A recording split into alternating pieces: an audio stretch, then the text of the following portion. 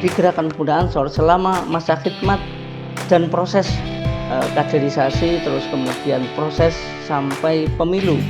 Artinya konferensi kalau di Gerakan Pemuda Ansor, proses pemilu misalnya seperti ini, kalau sudah selesai si A, si B diusung oleh salah satu, misalnya ada 2 calon misalnya di pemilu itu, kalau sudah selesai ya semua harus kita dukung. Pemuda, masyarakat ataupun pemuda tentang pemilu di Gerakan Pemuda Ansor secara umum kita sudah banyak sekali peranan, dimulai dari penyelenggaraan, baik penyelenggara, baik itu peserta pemilu dan juga sebagai pengawas pemilu.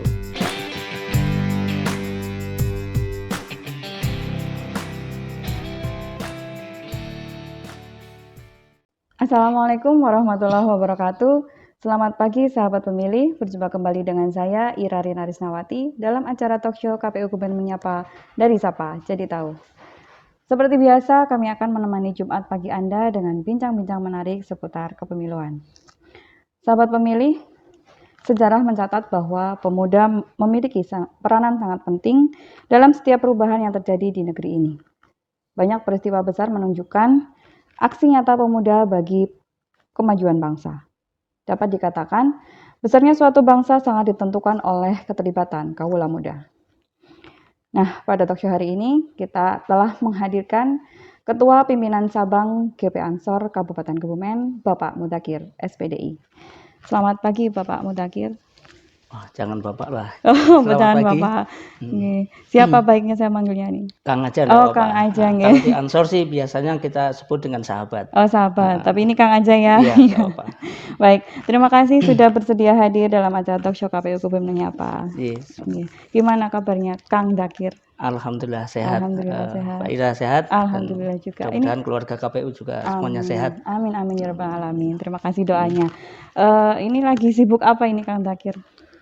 Wah, karena ini masa pandemi kita tetap koordinasi dengan PAC Gerakan Pemuda Ansor, baik yang di kecamatan maupun yang di ranting. Kita koordinasi pasca pandemi karena walaupun sudah di level 3 tapi tetap kita harus jaga protokol kesehatan dan juga harus menata kembali program-program Gerakan Pemuda Ansor yang kemarin selama 1 tahun ini pandemi luar biasa kita terhenti untuk itu. Oke, jadi lagi koordinasi gitu ya. Koordinasi. Oke. Sesuai dengan tema kita tadi, menurut Kang Daing ini seberapa bagus sih kesadaran masyarakat khususnya kaum muda tentang pemilu yang sejatinya itu kalau pemilu itu kan merupakan sarana untuk memilih pemimpin dan wakil rakyat ya, bukan sebagai ajang perpecahan. Sementara kaum muda ini banyak mungkin ya di medsos dan lain sebagainya itu terjadi banyak perpecahan, pertengkaran kayak gitu. Ini menurut Kang Daing itu seberapa bagus sih kesadarannya mereka gitu? Ya, pada kesempatan yang baik ini, selamat pagi semuanya. Berbicara tentang peranan pemuda, masyarakat ataupun pemuda tentang pemilu di Gerakan Pemuda Ansor secara umum, kita sudah banyak sekali peranan, dimulai dari penyelenggaraan, baik penyelenggara, baik itu peserta pemilu dan juga sebagai pengawas pemilu. Nah, di sini peranan pemuda dalam prosesi pemilu itu sudah sangat luar biasa. Oke, baik. Terus kemudian bagaimana tentang keberagaman pemudanya sendiri nih Kang, terkait dengan ada yang mendukung si A, si B dan lain sebagainya itu gimana ini menurut Kang Daing? Kalau di Gerakan Pemuda Ansor kita berpandangan bahwa seharusnya prosesi pemilu memang misalnya si A milih si B, si B milih si A, itu banyak sekali. Tetapi kalau kita di demokrasi di Gerakan Pemuda Ansor pada khususnya itu kita sudah berproses dimulai hari ini pemilihan, besok pas kepemilihan kita rukun kembali.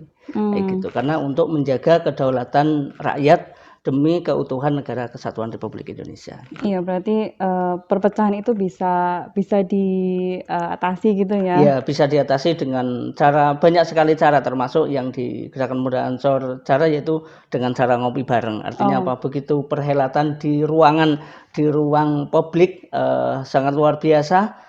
kemudian kalau sudah selesai ya kita selesai. Ngopi bareng itu acara apa itu, Kang? Di beberapa diskusi gerakan pemuda Ansor, kemudian prosesi pemilu, misalnya prosesi pemilu. Kalau di gerakan pemuda Ansor kan di PAC maupun di ranting itu kan masa khidmatnya 2 tahun. Oh gitu. Nah, prosesi itu kita siapkan untuk perdebat. Salah satunya adalah untuk pemilihan. Nah, proses ini yang kemudian untuk proses demokrasi. Artinya di gerakan pemuda Ansor selama masa khidmat dan proses kaderisasi, terus kemudian proses sampai pemilu, artinya konferensi kalau di gerakan pemuda Ansor, proses pemilu misalnya seperti ini, kalau sudah selesai si A, si B diusung oleh salah satu, misalnya ada 2 calon misalnya di pemilu itu, kalau sudah selesai ya semua harus kita dukung yang menjadi calon itu, yang menjadi contoh misalnya, contoh kasar pemilu presiden di kontestasi oleh 2 orang, 2 pasangan misalnya. Nah, boleh gerakan pemuda Ansor mendukung A, si B, silakan. Tapi kalau sudah jadi satu, semua harus tunduk menjadi satu pemerintahan. Berarti itu untuk mengurangi perpecahan itu iya, sendiri, untuk mengurangi ya. perpecahan. Kemudian dalam konteks lokal Kebumen ini, kesadaran budaya demokrasi itu khususnya kepemiluan itu sudah baik apa belum? Ya alhamdulillah kalau di gerakan pemuda Ansor kita prosesi demokrasi, apalagi di pemilih, kita sudah punya banyak sekali peranan, termasuk beberapa anggota gerakan pemuda Ansor di Kabupaten Kebumen menjadi penyelenggara pemilu, termasuk menjadi PPS, terus kemudian menjadi PPK, sudah banyak sekali terlibat. Tapi semua itu tidak dalam rangka intervensi dari gerakan pemuda Ansor. Itu juga sudah kita latih di kaderisasi Ansor. Di teman-teman pemuda Muhammadiyah juga saya kira juga sama, gitu, untuk prosesi pemilu. Baik. Baik, menarik sekali perbincangan kita kali ini, tapi sebelum itu kita akan berhenti sejenak dan kita akan kembali setelah yang satu ini.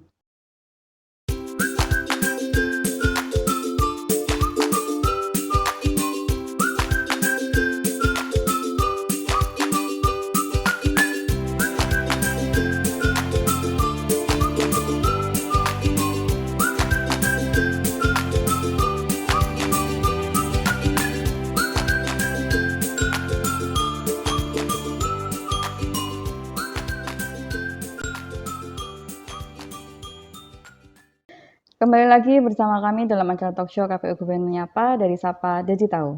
Masih bersama saya Ira Rina Isnawati dan juga Kang Dakir. Kang Dakir, bagaimana pola pendidikan demokrasi khususnya untuk pemilu yang efektif dan efisien bagi generasi muda khususnya di lingkungan GP Ansor? Iya, terima kasih. Prosesi efektif dan efisien saya kira ini juga tergantung sesuai dengan pemahamannya masing-masing. Karena apa? Prosesi pemilu itu kan banyak sekali tahapannya, dimulai dari tahapan persiapan, terus kemudian penjadwalan, kemudian sampai perekrutan anggota, terus sampai pelaksanaan pemilu, bahkan sampai pasca pemilu. Nah, saya kira prosesi-prosesi ini yang perlu disiapkan betul secara matang di gerakan pemuda Ansor. Alhamdulillah dimulai kita secara internal prosesi pemilihan, misalnya saya prosesi pemilihan ketua PC saja juga melalui beberapa proses, dimulai dari pendaftaran, kemudian dukungan, itu hampir sama dengan KPU sebenarnya. Sampai siapa yang jadi nanti disitulah prosesi pemilu, proses pemilu dari beberapa calon, dukungan, kemudian sampai hasil akhir, kemudian kayak kemarin saya terpilih tahun 2019 sampai 2023 masa khidmat saya, prosesi yang begitu luar biasa melelahkan. Ini hampir sama dengan di pemilu. Di gerakan pemuda Ansor juga sama. Prosesi-prosesi seperti ini begitu sudah terjadi, jadi satu pemilih, misalnya saya jadi ketua PC kemarin dengan proses yang panjang saya kepilih, semuanya kita rangkul. Kita semua jadikan satu, menjadikan satu program untuk Ansor ke depan jauh lebih baik. Saya kira juga di pemerintahan juga sama. Di gerak pemerintahan dimulai dari tahapan tadi sudah saya jelaskan di awal, dimulai dari persiapan sampai pelaksanaan pemilu saya kira juga semua terlibat dan menguras energi. Apalagi pemilu 2019 kemarin menjadi uji coba pemilu serentak besok tahun 2024. Karena di tahun 2019 kemarin juga di sisi baiknya juga baik, termasuk salah satunya adalah penganggaran. Kemudian sisi yang lain saya kira juga tidak perlu kita jelaskan, tapi jelas semua punya efek negatif dan positifnya. Berarti itu pola pendidikannya itu juga sudah dilaksanakan seperti hanya pemilihan ketua itu sendiri ya, itu salah satu pola pendidikannya di GP Ansor gitu ya. Iya, pola-pola seperti itu memang kita sudah siapkan dimulai dari kaderisasi di Gerak Pemuda Ansor. Oleh karena itu salah satunya pemilu, karena kan pemilu apalagi pemilihan presiden, pemilihan legislatif ini juga ajang 5 tahunan sekali. Tapi yang namanya ajang 5 tahun sekali ini jangan sebagai mumpung 5 tahun yang kayak gitu. Itu jangan seperti itu. Tapi yang jelas prosesi pasca pemilu ini yang harus kita kawal. Karena di Gerakan Pemuda Ansor alhamdulillah kita juga termasuk Menteri Muda dipercaya oleh Presiden, yaitu Ketua Umum kita Gus Yakut menjadi Menteri Agama, dan ini menjadi barometer Gerakan Pemuda Ansor, salah satunya di Kabupaten Kebumen. Karena apa? Di masa-masa seperti ini kita juga harus siap dalam arti menjadi suri tauladan di Gerakan Pemuda, salah satunya di pemuda lah, di pemuda secara umum. Karena tauladannya apa? Kita di satu sisi berperan aktif ikut dalam pemerintahan, tapi di satu sisi kita juga harus aktif sebagai, yang namanya pemuda biasanya kan darahnya lebih tinggi, semangatnya luar biasa. Tapi untuk menyikapi hal-hal di dalam pasca pemerintahan ini tentu ada banyak sekali cara-cara. Di Gerakan Pemuda Ansor tentu tidak hanya kita kalau ada satu permasalahan atau kebijakan, misalnya kebijakan di pemerintahan, tentu kita tidak serta-merta turun ke jalan. Alhamdulillah karena kebetulan hikmahnya di Gerakan Pemuda Ansor, begitu saya terpilih, setelah itu pandemi. Nah, pandemi ini alhamdulillah Gerakan Pemuda Ansor melalui tim Bagana, Banser Tangga Bencana, kita peranan Bagana sangat luar biasa, dan kemarin juga sempat mendapatkan banyak sekali penghargaan dan juga surat tugas dari Kabupaten Kebumen menjadi tim pemulasaran jenazah. Ini salah satu pemeran adalah di tim Bagana atau Banser Tangga Bencana. Nah ini. Gitu. Berarti udah ada semacam kajian-kajian atau kegiatan apa ini yang khususnya untuk wawasan generasi muda terkait kepemiluan ini? Terkait kepemiluan kita sering diskusi, ya biasa kita sering, karena di kepengurusan Gerakan Pemuda Ansor di Kabupaten Kebumen khususnya pengurus pimpinan cabang itu kita beragam, semuanya ada. Salah satu proses demokrasi di Gerakan Pemuda Ansor ini di cabang. Jadi saya selaku ketua PC, tetapi bendahara saya itu ada yang jadi tenaga ahli Kabupaten Kebumen, kemudian ada yang jadi lurah juga ada. Dan begitu sudah masuk menjadi dalam Gerakan Pemuda Ansor, semua kegiatan-kegiatan atau kerja mereka ya semua tunduk. Dalam arti gini, prosesi demokrasi, saya selaku kepala dusun misalnya, karena proses saya hari ini lagi bekerja jadi kepala dusun. Begitu ada atasan saya sebagai kepala desa, saya harus hormat sama beliau. Tetapi karena ini lingkup organisasi Gerakan Pemuda Ansor, begitu saya jadi ketua PC, walaupun bendahara, misalnya bendahara atau sekretaris saya adalah lurah atau bahkan tenaga ahli pendamping desa itu juga ada, ya mereka harus saling hormat. Jadi begitu saya lagi jadi kepala dusun, saya harus menghormati beliau. Tapi kalau kita berbicara lagi dengan proses Ansor, maka mereka juga hormat dengan saya dan tunduk sesuai dengan aturan-aturan organisasi. Tapi itu terkait kajian-kajian untuk pertemuan-pertemuan kayak gitu tentang kepemiluan kayak gitu udah dilaksanakan atau sudah sering dilaksanakan ya gitu apa belum? Paling hanya diskusi-diskusi ngobrol biasa kita baru itu.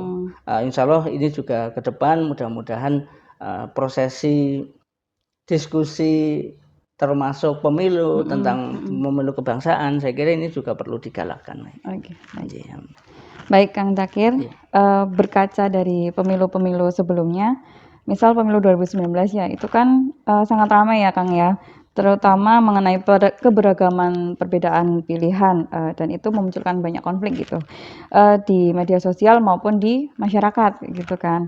Nah untuk pemilu ke depan ini menurut pandangannya Kang Zakir sendiri itu akan seperti apa atau akankah pemudanya itu sudah dewasa, semakin dewasa atau malah masih sama dengan tahun-tahun sebelumnya gitu Kang? Baik, berbicara tentang pemuda, tentu salah satunya adalah penyelenggara pemilu, terutama adalah KPU juga harus sering mengedukasi para calon pemilih yang awal ini, namanya pemilih pemula, misalnya begitu. Pemilih pemula. Nah ini juga harus sering diedukasi, bisa kerjasama dengan Ansor, dengan Pemuda Muhammadiyah atau mungkin dengan organisasi-organisasi lain, KPU dengan diskusi atau mungkin dengan kegiatan sosialisasi kepada pemilih pemula ini bisa menjadi efek positif saya kira untuk pemilu ke depan. Tidak lagi adanya, kalau beda pilihan sudah pastilah, saya kira juga setiap warga negara di Indonesia punya pilihannya masing-masing. Cuman kalau kita berbicara tentang setelah beda pilihan ini selesai, pasti yang kita rekrut adalah pasca selesai beda putusan. Kalau sudah jadi putusan, tentu yang harus kita rangkul adalah salah satunya adalah kerukunan ini. Karena apa? Pemuda yang notabene contoh misalnya di Gerakan Pemuda Ansor, bahwa prosesi pemilihan ketua umum misalnya atau mungkin ketua PW atau mungkin bahkan sampai kemarin sebagai contoh pas prosesi saya pasti PAC maupun di ranting di tingkatan desa itu pasti ada yang memilih saya, ada juga tidak memilih saya. Tetapi setelah proses selesai, nah tentu karena ini menjadi salah satu demokrasi kita. Nah setelah selesai ya sudah selesai. Artinya apa? Kita semua rangkul menjadi satu di pemerintahan. Ini salah satu bentuk yang diterapkan di Gerakan Pemuda Ansor. Jadi kalau sudah selesai pemilihan ya sudah selesai. Kita satu komando dalam arti. Begitu juga di pemerintahan. Kenapa? Seharusnya kalau sudah selesai pemilu ya semua dirangkul. Ini juga menjadi salah satu efek baik bahwa ini menarik juga Presiden kita Jokowi dan juga Prabowo yang tadi satu perjuangan yang dulu sempat gontok-gontokan ya, itu pemilihnya ya bareng-bareng jadi pemilihan milih Prabowo maupun Jokowi. Nah sekarang sudah tetapi sekarang jadi satu. Artinya apa? Prosesi pemilihan ini menjadi demokrasi. Setelah jadi selesai semua harus mendukung kan gitu. Nah ini yang memang pola-pola seperti ini yang sedang kita terapkan di Gerakan Pemuda Ansor melalui kaderisasinya. Insya Allah Gerakan Pemuda Ansor punya banyak peranan termasuk sosialisasi kita masalah pemilu. Jadi kalau di Ansor itu kita lebih kepada demokrasi. Contoh tadi saya juga sedikit menjelaskan terkait masalah saya selaku ketua PC dan juga yang lagi nyambi jadi kadus, tentu ada pengurus PC yang notabene adalah di kepengurusan saya, jadi di atasan saya di luar itu, contoh misalnya saya kadus, terus kemudian ada salah satu bendahara saya itu jadi kepala desa. Waktu saya jadi ketua atas nama Ansor, tentu bahasanya kalau ketua Ansor saya instruksikan untuk ke sana ya harus ikut. Tetapi kalau sudah di luar itu ya saya juga harus menghormati kepala desa tersebut. Nah ini pola-pola seperti ini, demokrasi seperti ini yang sedang kita terapkan di Gerakan Pemuda Ansor. Jadi tidak ada, wah saya hari ini mengusung si A, kalau sudah selesai sudah jadi terus kemudian saya dukung. Tapi bukan berarti yang kita dukung di sini kalau sudah jadi gini, maksud saya dua pilihan, contoh misalnya Presiden Prabowo dengan Jokowi. Ini dua hal orang yang berbeda, semua punya kekuatannya masing-masing. Begitu Jokowi jadi, nah ini yang harus kita rangkul.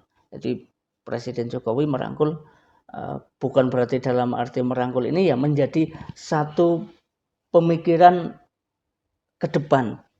Program-program yang disiapkan dari pemerintahan itu yang harus dikawal. Jadi proses itu sudah kita pelajari di Gerakan Muda Ansor. Jadi begitu saya kemarin jadi ketua PC, tentu yang menjadi bahasanya yang menjadi saingan saya itu tetap kita rangkul, kita satukan program untuk kemajuan di Gerakan Muda Ansor. Berarti tidak masalah keberagaman pilihan apapun, yang penting nanti hasilnya tetap bersama-sama. Iya, gitu tetap ya. bersama-sama dan menjadi program bersama.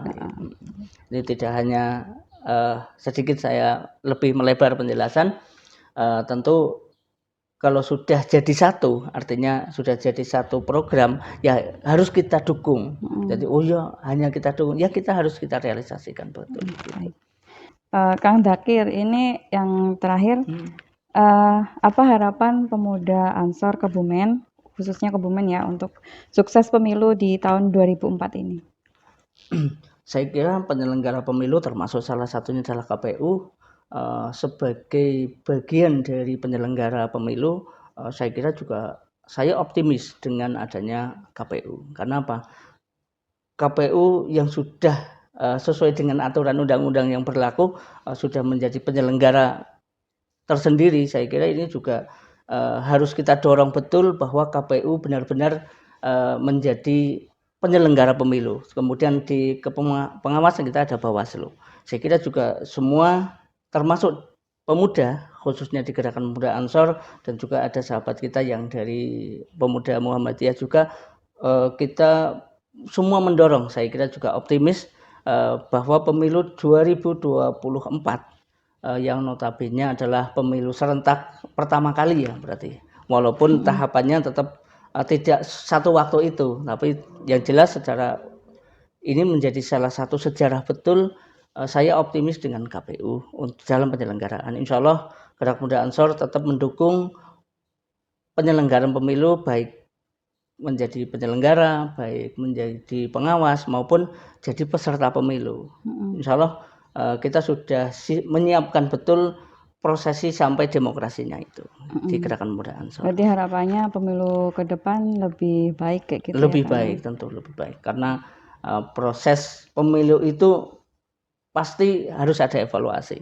Oh, pemilu hari ini misalnya tahun kemarin 2019, saya kira juga pemerintah juga sudah mengevaluasi itu sampai tahun 2024. Besok prosesi 2024 selesai, saya kira juga ada evaluasi untuk ke depan lebih baik di tahun berikutnya, tahun 2029. Saya kira juga begitu. Evaluasi untuk GP Ansor sendiri terkait kepemilian juga ada ya Kang ya? Ada, tentu kita juga pembinaan dimulai dari prosesi konferensi kalau di Ansor, prosesi pemilu lah bahasanya, itu dimulai dari persiapan, pelaksanaan sampai bahkan selesai atau pasca itu, ini yang harus kita siapkan betul di Gerakan Muda Ansor. Jadi peran Ansor dalam pemerintahan pasca pemilu itu yang menjadi harus kita siapkan betul. Jadi kebijakan apa kira-kira Gerakan Muda Ansor semua harus kita hormati dan kita dukung. Baik. Baik, sahabat pemilih yang budiman, demikian tadi talkshow kita hari ini bersama Kang Dzakir dari pimpinan cabang GP Ansor Kebumen. Terima kasih Kang Dzakir sudah bergabung bersama kami dalam acara talkshow KPU Kebumen Menyapa. Semoga tayangan ini juga dapat bermanfaat untuk sahabat pemilih dimanapun berada. Ingat untuk selalu menerapkan 5M karena pandemi COVID-19 masih belum berakhir. Dan nantikan sapaan kami selanjutnya dalam acara talkshow KPU Kebumen Menyapa, dari Sapa Jadi Tahu. Jangan lupa like, komen, dan subscribe channel YouTube KPU Kebumen. Saya Ira Rina Risnawati pamit undur diri. Wassalamualaikum warahmatullahi wabarakatuh.